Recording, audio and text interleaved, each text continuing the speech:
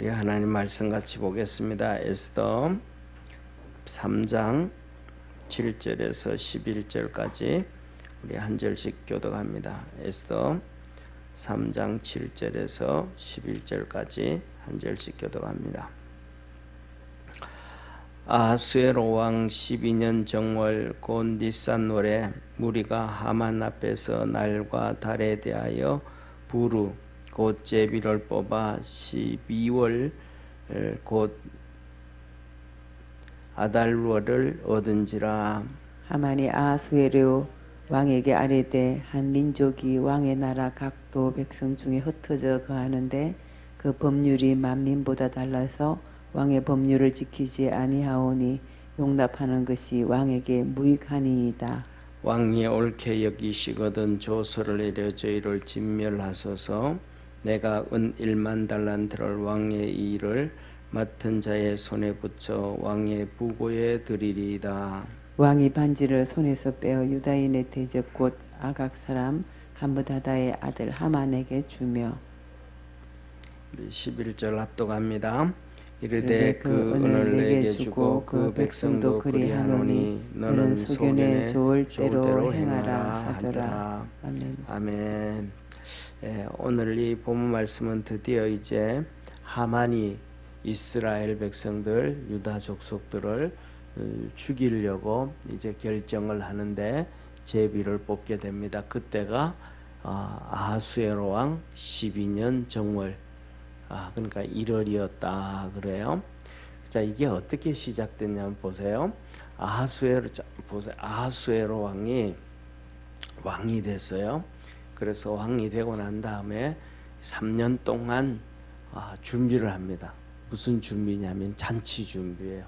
애굽의 이 동쪽 인도에서부터 시작해서 서쪽에 그 아프리카 애굽 구스에 이르기까지, 애굽 밑으로 내려가면 구스잖아요. 거기에 이르기까지 이렇게 127도였다 그래요. 그러니까 127도였다라는 얘기는 거의 쉽게 말하면, 작게 말하면 뭐 보세요. 우리나라 같은 경우에도 옛날에 보면 우리나라 한민족인데도 크게 얘기해서 신라, 백제, 고구려 이렇게 얘기를 하잖아요. 근데 그 신라 밑으로 내려가면 가야라고 해서 작은 가야, 여러 나라 가야가 있잖아요. 8개가 있었잖아요. 그러니까 그런 것들을 따지면 이 나라에도 같은 한민족인데도 나라가 여러 개가 있는 거예요. 그때가 우리가 예를 들면 그런 것처럼 벌써 이 이스라엘 백성들도 지금 이것이 뭐냐면 기원전 400년이란 말이에요. 우리나라가 가야가 있고 신라, 백제가 있을 때는 기원 이후란 말이에요. 그러니까 그 전에도, 그러니까 이 나라들을 보면 이 인도에서부터 시작해서 구스까지 가면 같은 부족, 같은 민족인데도 나라가 다 다른 수많은 나라가 있을 수가 있어요. 그러다 보니까 그 127도라 그랬다라는 얘기는 127개국에 가깝다라고 생각하면 아주 이해하기가 쉬울 거예요. 그러니까 인도에서부터 시작해서 그 127도, 그러니까 127개국, 쉽게 말하면 그렇잖아요. 우리가 예를 들어 가지고 우리가 뭐라 그럴까, 중국 예를 들어 가지고 우리가 남북한 통일이 됐다 한번 합시다. 남북한 통일이 됐는데 북한에 평안도 있고 평안북도, 평안남도 있고 항해도 있고 하는데 그걸 그대로 그걸 놔두고 그냥 통치하는 게 쉽지, 그 평안도를, 그다음에 평안북도, 평안남도를 그걸 4개로 나누자, 그다음에 또 항해도 남도, 항해도 북도로 나누자, 이렇게 하면 막 힘들어지잖아요. 쉽게 말하면 그대로 놔두고, 예를 들면 평안북도, 평안남도 도지사는 그대로 도지사로 해가지고 다른 사람을 임명한다든지 그대로 체제를 유지해가지고 통치해야 일이 쉬워지지, 그것들을 다 섞어 놓으면 관리도 전혀 안 되고 어려운 문제가 많단 말이에요. 왜냐하면 그 전부터 내려오던 이 지역 구역들에게 있어서 거기에 관련돼 가지고 있는 서류부터 시작해서 모든 체제가 이렇게 견고하게 돼 있잖아요. 그러니까 그 127도를, 이 나라 127도 127개국 나라를 제대로 관리하기 위해서는 거기에 있는 방백들, 군인들이라든지 지도자라든지 그다음에 귀족들 이들을 잘 붙잡아야 된단 말이에요. 쉽게 말하면 우리나라 조선을 역사를 가만히 보면 중국이 우리나라가 결국은 뭐냐면 그 전에는 조선 전에는 고려까지는 계속해서 우리가 막 여진족하고도 싸우고 중국하고도 싸우고 만주국하고도 싸우고 계속 싸우잖아요. 계속 싸우니까 그가 결국은 뭘로도 뭐 잡아오냐 하면 거기서 포로들을 잡아오는 거예요. 포로들을 잡아오니까 그들을 데려다가 종으로 썼단 말이에요. 종으로. 그런데 조선이 되면서부터는 전쟁이 없는 거예요. 조선부터는 중국을 떠받들어 가지고 이성계가 위화도 해군을 하잖아요. 그 위화도 해군하는 이유가 한 가지거든요. 작은 나라는 큰 나라를 칠 수 없다. 조선은 중국을 치면 안 된다. 이게 조선이에요. 그래가지고 그 아들을 이제 이방원이 있잖아요. 이방원이가 영은문을 세운, 지금 서대문에 있는 서대문, 그 기둥 이 큰 거 2개 있잖아요. 그게 이방원이가 세워놓은 거예요. 영은문. 우리가 중국을 떠받들어서 한다. 그 이성계 유언이거단 말이에요. 그래가지고 중국에서 사신이 온다는 건 황제를 대신해서 온다는 거잖아요. 그러면 그 영은문까지 가가지고 숭배하는 거예요. 우리나라 막 조선시대 드라마 보면 왕궁에 앉아가지고 막 그냥 대하잖아요. 그렇지 않아요. 반대예요. 그거 가짜거든요. 그 영은문까지 가가지고 그를 섬기고, 그 다음에 가면 또 영은문까지 따라와서 섬기고, 그래가지고 예를 들어서 이 역사서를 볼 때 보면 이 조공을 바치는데 조공 행렬이 매년마다 백리를 조공 행렬이 백리라고 하면 얼마나 많은 걸 가져가요. 아가씨들부터 시작해가지고. 그러니까 조선시대가 그렇게 되어지니까 뭐냐면 결국은 잘 사는 귀족층들, 그 다음에 무인들, 뭐 힘센 사람들, 이 사람들이 종을 만들어야 되는데, 농사 짓고 뭐하고 막 하면 종을 만들어야 되는데, 종을 못 만드니까 관비 만들고, 우리나라 자체 안에서 노비를 만들기 시작하는 거예요. 그 노비가 언제부터? 세종대왕 때부터 하면 세종대왕 때.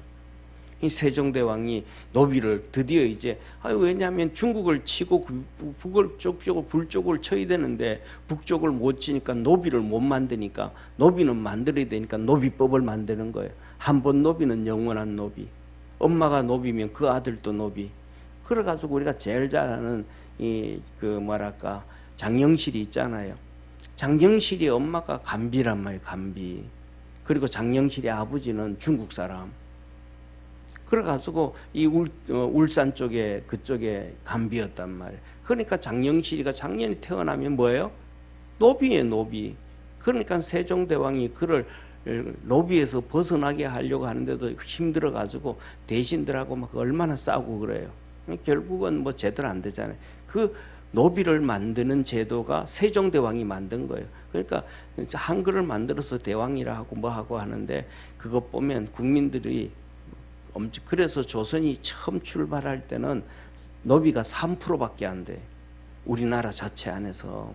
그런데 조선 말 500년이 지나고 1392년에 조선이 세워지고 1895년에 조선이 멸망되어지고 대한제국이 세워질 때 우리나라 노비가 60%가 되는 거예요. 그러니까 중국은 가만히 있어. 위에 있는 귀족층들만 딱 잡고 있으면 밑에 전부 노비니까 걱정할 필요가 없는 거예요. 그러니까 오늘 이 아수에로 왕도 왕이 돼가지고 이 나라를 잘 관리하기 위해서는 방백들과 기인들과 지도자들, 그들을 잘 잡아야 된다. 그걸 너무 잘 안 거죠. 그래가지고 3년 동안 준비를 해가지고 그 127도 127개국의 귀족들과 이 방백들을 전부 다 모아가지고 잔치를 하는데 180일을 잔치를 180일을. 그 6개월이에요. 그 어마어마하잖아요. 그러면 그 귀족층들이 오면, 밑에 귀족층이 한 명이 오면 그 밑에 종은 몇 명이라고요? 종은 뭐 10명 이상도 따라오죠. 그 다음에 그들의 신변 보호를 해서 군인이 또 따라와야 되잖아요. 기본적으로 그런 것들을 하니까 이 180일 6개월 동안 잔치를 한단 말이에요. 그때 이제 그것만 끝나는 게 아니고 그들을 잔치를 하고, 그 다음에 뻔하면 서울에서 그렇게 하면 이 서울에 있는 우리나라 그 서울에 있는 귀족층들이 또 힘들잖아요. 그럼 그들을 위해 가지고 또 일주일을 잔치하고 또 그들의 부인을 위해 가지고 아하수에로 왕 이 와스디가 그 와이프 그 부인이 왕비가 또 잔치를 하고 그때 이제 3년째거든요. 3년째. 그래 가지고 이제 우리가 아는 것처럼 와스디가 폐위가 되어지고 그다음에 그로부터 4년이 지난 후에 7년째 되던 날 우리가 잘 아는 것처럼 오늘 본문 말씀의 주인공인 에스더 있잖아요. 에스더가 드디어 이제 7년째 4년이 지나고 나서 그 4년 동안 후궁들을 체크해 가지고 이제 모아 가지고 그래서 7년째 왕비가 되어져요. 그리고 7년째 왕비가 되어지고 오늘 여기 본문 말씀 보면 12년째 이제 이 하만이 이스라엘 백성들 유다 족속을 중심으로 해서 이스라엘 백성들을 멸하기로 막 해가지고 이제 이렇게 제비를 뽑 날짜를 잡아. 그래서 12년 정월 1월 달에 제비를 뽑았는데 그달 12월 아달월이 잡혔. 그러니까 이스라엘 백성들이 이제 멸망당하고 죽이는 날이 있는데 그 날이 1년이라는 유예 기간이 생긴 거예요. 갑자기 막 그냥 해가지고 다음 달에 죽인다 그러면 난리 나잖아요 또. 그러니까 제비를 뽑았더니 1년도 이 1년이라는 시간이 그러니까 1월 달부터 시작해가지고 정월부터 시작해가지고 12월까지 날짜를 놓고 뽑았는데 12월이 뽑혔다는 것은 이스라엘 백성들에게는 어마어마한 시간이 제일 긴 시간이 허락되는 거잖아요. 예를 들어서 8월 달 하면 8개월밖에 안 되고 3월 달 하면 2달밖에 안 남았고 그런데 이렇게 긴 시간을 준 것도 하나님의 은혜요 하나님의 축복임을 믿으시길 바랍니다. 이때 뭐냐 하면 이런 시간을 주어졌을 때 이거는 지금 엄청난 사건이거든요. 이스라엘 백성은 어떻게 손 써보지도 못할 정도의 큰 권력 앞에 있는데 이 시간을 줬을 때 이들이 기도하고 신앙으로 무장하고 그들이 하나로 무장되어지는 이러한 계기가 만들어지는 것. 저와 여러분도 우리 삶에서 보면 살아가다가 보면 이런저런 어려움을 당하게 되는데 그 어려움을 당할 때에 갑자기 오는 어려움도 있지만은 미리 우리가 평안할 때 미리 기도하고 믿음으로 무장하고 신앙으로 무장할 수 있는 우리 축복의 성도가 되어지기를 주의 이름으로 축원합니다. 그래서 이것을 보면 이런 것을 볼 때 우리가 우리가 이스라엘 백성들이 애굽에서 400년 동안 종살이한 것을 우리는 보게 되어져요. 이스라엘 백성들이 애굽에서 종살이를 하는데 그 총리였던 요셉 있잖아요. 이 총리였던 요셉이 죽으면서 유언을 해요. 총리 요셉 앞에 야곱이 유언을 해요. 그 유언이 뭐냐면 너희가 이 애굽을 분명히 떠나게 될 텐데 떠날 때 내 해골 유골을 가지고 떠나서 막벨라 굴에 장사해라. 유골을 가지고 가라. 그렇게 얘기를 해. 요셉이 자기가 죽을 때 야곱이 죽을 때는 70일 동안 장례를 지냈고 이 요셉이 죽을 때 그런단 말이에요. 그런데 여기서 이게 뭐냐 하면 이렇게 유언이라는 게 어마어마하게 중요한 거예요. 요셉이 죽고 400년 동안 종살이를 하다가 이제 이스라엘 백성이 출애굽을 하는데 정말 요셉의 유골을 가지고 가요. 요셉의 유골을. 그런데 중요한 거는 그 400년 동안 종살이 할 때 이스라엘 백성들이 정말 비참하게 종살이 했잖아요. 그런데 그 비참하게 종살이 할 때 하나님의 말씀을 다 버렸어요. 쉽게 말하면 이스라엘 백성들이 얼마나 하나님 말씀을 다 버렸냐 하면 하나님은 아브라함에게 약속해 준 것이 할례였잖아요. 태어나면서부터 8일 만에 8일째 되는 날 할례를 행해라. 이것은 너와 나와의 언약이라. 나는 너의 하나님이 되고 너는 나의 백성이 되리라 이거예요. 그런데 이 400년 동안 그거 다 잊어버리는 거예요. 하나도 안 한 거예요. 더 나아가가지고는 모세도 안 한 거예요. 그리고 모세가 또 자기가 죽을 고비가 있었잖아요. 이제 하나님의 부름을 받았어요. 그래가지고 애굽에 가가지고 이스라엘 백성을 출애굽을 할 지도자로 하나님 불렀어요. 그런데 말도 안 되는 일들이 일어나는데 그렇게 되었으면 모세가 가는 길을 좀 순탄해야 되잖아요, 그죠? 하나님 불러가지고 이제 그랬으니까. 그런데 하나님이 갑자기 불러놓고는 사람을 또 이 모세를 막 죽이는 거예요. 막 그냥 아프게 만들어가지고 막 그냥 목숨이 경각에 달할 정도로 죽어가는 거예요. 그때 십보라가 기도하다가 깨달은 것 중에 하나가 뭐냐, 할례라는 거예요. 할례. 아, 하나님의 백성 언약, 이걸 한 거예요. 그래가지고 자기 두 아들을, 다 큰 아들이잖아요. 뭐 다 큰 아들이잖아요. 얼마나 컸겠어요. 이 모세가 광야에 나온 지가 벌써 40년이니까 와가지고 뭐 십보라하고 대본 만나가지고 결혼을 해가지고 애를 낳았다 그래도 그 자식들이 30살이 넘었을 거 아니에요. 40년이니까. 근데 그 두 아들들을 데려다가 바지를 내려가지고 돌 가지고 이게 날카롭게 돌을 갈아가지고 할례를 행해요.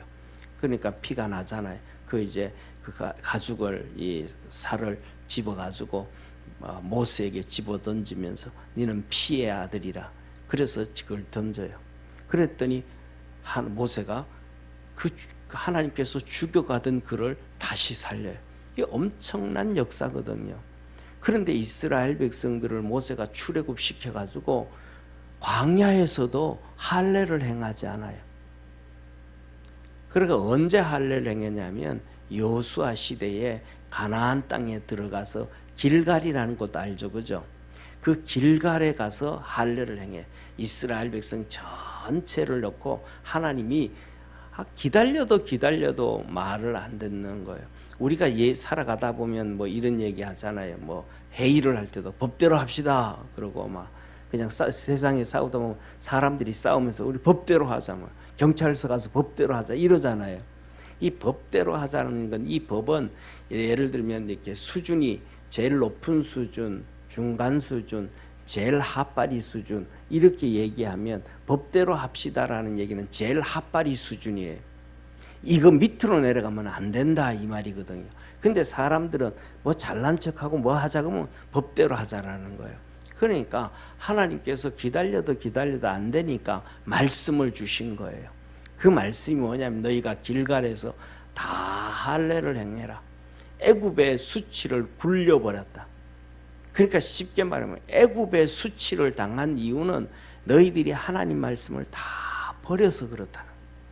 할례도 행하지 아니하고 하나님 앞에 예배를 제대로 드리지도 않고 그들이 습관이 애굽에서 금송아지 섬기고 10가지의 우상들을 섬기고 그랬던 그 모습들, 그래서 그들이 섬겼던 우상들을 하나님께서는 그 우상들을 모세를 통해 가지고 10가지 재앙을 내리잖아요. 그 10가지 재앙들이 바로 애굽에 있었던 대표적인 10가지의 이 우상이고 이스라엘 백성이 섬겼던 우상이에요. 그것들 다 깨부시는 거예요. 그리고 하나님께로 돌아오면 광야에서 할례를 행해야 되는데 모세도 자기도 그렇고 자식들도 할례를 행하지 않아 가지고 하나님 앞에 죽을 고비를 넘겨놓고도 광야에 와서 이 할례를 행하지 않으니까 마지막에 하나님께서 요단강을 건너자 말자 말씀하시고 너희들 여기서 할례를 행하고 넘어가라. 애굽의 수치를 굴러버리는 거다. 너희가 하나님 말씀을 안 지켰기 때문에 이 고생이다. 그러니까 이스라엘 백성들이 애굽에서부터 시작해서 그 400년 동안 어렵고 힘들 때 기도하고 믿음으로 신앙으로 무장을 했더라면 광야에 나와가지고 불신앙이 없어지는 거예요. 믿음으로 딱 세워져 가지고 가나안 땅에 1년 만에 쉽게 들어가서 그들이 하나님의 복을 얻을 수가 있었는데 애굽에서 그 400년 동안 그 신앙의 훈련이 안 되어지니까 가나안 땅의 축복을 얻지를 못하고 하나님의 기적과 이적을 보면서도 불신앙 가운데 있었거든요. 반면에 오늘 여기 이스라엘 백성들은 이 말도 안 되는 엄청난 고통이 찾아올 휘몰아쳐야 될 이 풍랑이 찾아오는데 그들이 다 이긴단 말이에요. 오늘 여기서 우리가 이제 에스더를 보면서 계속 볼 텐데 이 1년 동안 그들은 하나가 되어지고 예배로 하나 되어지고 기도로 하나 되어지고 신앙으로 하나가 되어져 가지고 결국은 이 부림절에는 너희들이 다 모여가지고 한마음 한뜻 되어 그랬더니 이스라엘 백성이 여러 나이 전부 한마음 한뜻 되어져 가지고 이 반대로 아말렉이었잖아요. 아말렉 족속, 하만이 아말렉 족속의 왕족이었잖아요. 그런데 그 아말렉 족속들을 다 멸하고 그들이 하나님 앞에서 우뚝 서게 되어지고, 그리고 그걸로 끝나는 것이 아니라 또 모르드가 얘기하는, 이제는 끝났으니까 주위에 있는 다른 수많은 민족들, 부족들이 많잖아요. 포로로 끌려오고 죄인으로 끌려온 사람들 많단 말이에요. 그들을 전부 초청해 가지고 잔치를 베풀고 가난한 사람들에게는 돈도 좀 나눠주고 그래라. 그래서 이 부림절이 이렇게 되어지는데, 이렇게 하나 되어졌다라는 사실을 기억하기를 축원합니다. 그래서 오늘 이 본문 말씀은 첫 번째로는 뭐냐 하면, 우리가 평안할 때 또 그 큰 어려움이 닥치기 전에 우리는 믿음으로 단단하게 준비하고 무장할 수 있는 축복의 성도가 되기를 축원합니다. 그래서 두 번째로는 이 하만이 이제 왕에게 유다인들을 모함을 합니다. 이 127도에 흩어져 있는 한 곳에 이렇게 흩어져서 있는데, 그 민족이 있는데 그 민족들은 자기들끼리 흩어져 있지만 자기들끼리 모여 삽니다.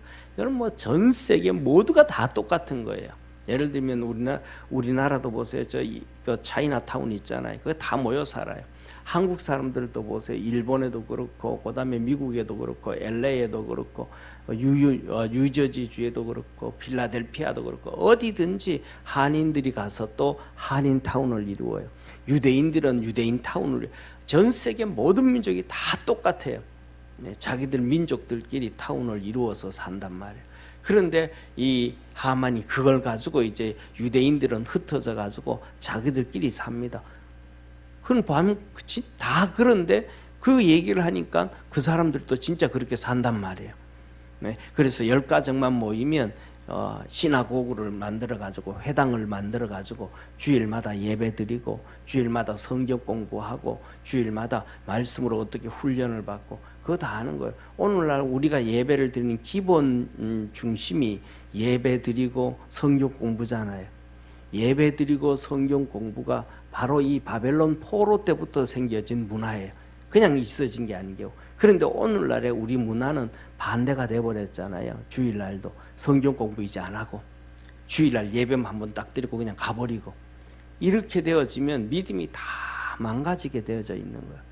이스라엘 백성이 바벨론 포로에서 1차 돌아와서 성전을 짓고, 2차 돌아와서 예배를 드리고, 3차 돌아와 가지고 예루살렘 성벽 공사를 하고 믿음이 단단해진 것이 예배와 기도와 성도들의 교제라는 걸 믿으시길 바랍니다. 이 세 가지는 바벨론에 그대로 있었고, 이거는 기독교 역사상 계속 진행되어 내려, 초대교회도 그랬었고 지금도 그런 거예요. 그런데 오늘날에는 친교가 없잖아요. 예를 들면 큰 교회 같은 경우에도 보면 몇 부 예배 드리면서 예배 드리고 가버리는 사람이 그냥 80-90%잖아요. 교회 와서 같이 예배 드리고 또 같이 성경 공부를 하고, 그 다음에 식사하고 성도들의 교제를 하고. 그러니까 오늘날에는 우리 교회도 그렇지만은 옛날에는 이런 교제를 하기 위해 가지고, 예를 들면 오후 찬양 예배를 통해서 말씀 교육을 하게 되어지면 예배 드리고 난 다음에 3시부터 성가대 연습이 하는 거예요. 왜? 같이 성도들하고 교제하기 위해서. 그런데 이제는 거의 한국 교회가 그런 거 없어져 버렸어요. 뭐냐면 다 없어져 버려 가지고 그냥 정식 먹고 교제 없이 성가대 연습 또 들어가. 이게 교제와 그다음에 예배와 그다음에 성경 공부, 이 세 가지가 균형을 맞추어 가야 되는데, 그래야 믿음으로 단단해져 간다는 걸 기억하기를 바랍니다. 그냥 성경 공부를 할 때 이런 거는 이런데, 성경에는 하나님 말씀은 이렇게 말씀하셨는데 우리의 삶은 거기에 못 맞춰갈 때 있잖아요. 이럴 때가 있고 저럴 때고 환경이 다를 때, 그때 우리는 어떻게 신앙생활하고 어떻게 살아가야 되느냐, 그걸 서로 얘기를 듣고 배워서 그렇게 말씀을 쫓아가는 계기가 되어야 됨을 기억하기를 바랍니다. 예, 그래서 이 유대인들이 그때부터 그 이 세 가지를 해가지고 믿음으로 든든히 서간 거예요. 근데 우리도 우리나라에도 90년대 전까지, 그러니까 2000년 전까지는 그 문화가 되어질 때 한국교회 성도들의 믿음이 단단했어요. 그런데 그게 다 무너지니까 이제는 믿음이 다 무너져가고 여러 가지 문제가 터지기 시작하는 거예요. 그렇게 되어지니까 제일 먼저 나타나는 것이 수요 예배, 금요 예배, 구역 예배가 다 사라지고, 그 다음에 나타나는 것이 주일학교가 다 없어져 가고. 이거는 뭐 기본이거든. 이 세 가지가 돌아가야 톱니바퀴가 돌아가야 되는, 사람으로 얘기하면 음식을 만들어야 되고 그것을 먹어야 되고 그것을 소화시켜야 되잖아요. 이게 세 가지거든요. 근데 그 중에 하나만 망가져도 다 망가지잖아요. 음식을 안 만들어도 문제가 생기고, 못 먹어도 문제가 생기고, 그 다음에 소화를 못 시켜도 문제가 생기잖아요. 이거하고 사람이 살아가는 방법하고 신앙하고 똑같은 거예요. 그래서 우리 믿음의 성도들이 이 세 가지를 잘해갈 수 있는 믿음의 성도가 되기를 바랍니다. 그래서 이 믿음으로 잘 해나가니까 1년 동안에 더 분발해가지고 그 위기를 잘 이기고 넘어갔음을 기억하기를 바랍니다. 그런데 이 하만이 이제 왕에게 그런 보고를 하면서 자기들의 법이 있으니까, 모든 민족들 다 법이 있는데 이거는 뭐 그냥 모함하는 거예요. 모든 민족들에게는 다 법이 달라요. 우리나라도 한번 보시기를 바랍니다. 우리나라도 보면 쉽게 말하면 경기도법이 따로 있고, 그 다음에 지방법이라 그러잖아요. 그죠? 그 지방법이 있으니까 다 달라요. 그 경기도법이 있고 충청도법이 있고 저기법 다 다르단 말이에요. 그런데 한 민족과 민족은, 나라와 나라는 법이 더 다르죠. 이건 기본이 있는데 그걸 그냥 모함을 하는 거예요. 전부 다. 그렇게 하고, 그 다음에 그러면서 조서를 해서 이스라엘 백성들을 다 멸해라. 유다 족속들을 멸해라. 그리고 내가 은 1만 달란트를 왕의 곳간에 넣겠습니다. 왕의 곳간. 이게 지금 가장 큰 묘수 중에 하나가, 이 하만이 머리를 잘 쓴다는 게 바로 이거예요. 이걸 내가 국고로 넣어가지고 이 일을 해나가자 그러면 엄청나게 많은 이 군사들이 동원돼야 되잖아요. 전세 이 127개국의 7도에 흩어져 있는 유대인들을 다 죽이려고 하면 얼마나 많은 군사력이 필요하고 얼마나 많은 행정력이 필요하고, 거기에 돈이 얼마나 많이 들어가겠어요. 그 많이 들어가는 돈이 있는데, 그 은 1만 달란트 340톤을 340톤 엄청나잖아요. 은 340톤이라는 얘기는 쉽게 말하면 우리가 요새 자동차를 타고 다니잖아요. 자동차를 타고 다니면 보통 이렇게 소나타 같은 거 있죠, 그죠? 그게 한 1,700km 정도, 2톤이 안 되는 거예요. 그 다음에 또 우리나라 큰 그 SUV 있잖아요, 큰. 그건 2톤 정도 되는 거예요. 그러니까 이 은이 자동차로 시작하면 거의 몇 대가 되냐면 200대 정도의, 자동차 200대 정도의 은을 내가 내겠습니다. 어마어마한 거란 말이에요.